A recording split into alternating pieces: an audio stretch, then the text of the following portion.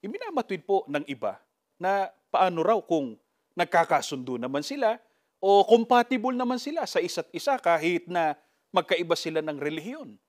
Alamin natin sa Biblia, maaari bang magsama bilang mag-asawa ang magkaiba ng relihiyon o ng pananampalataya? Pakinggan po ninyong nakasulat dito po sa ikalawang Korinto, sa 6:14 hanggang 15. Ganito ang nakasulat, inyo pong dinggin.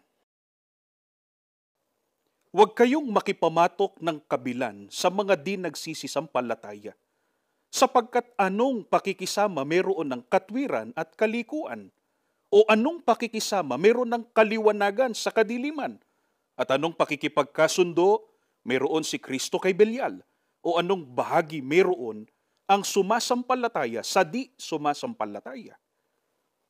Mga kaibigan, kung sa panukat ng tao ay compatible sila at maaaring magsama bilang mag-asawa kahit magkaiba ng relihiyon, ngunit sa pamantayan ng Panginoong Diyos ay hindi dapat magsama bilang mag-asawa ang nasa kaliwanagan at ang nasa kadiliman pa, ang sumasampalataya at ang di sumasampalataya.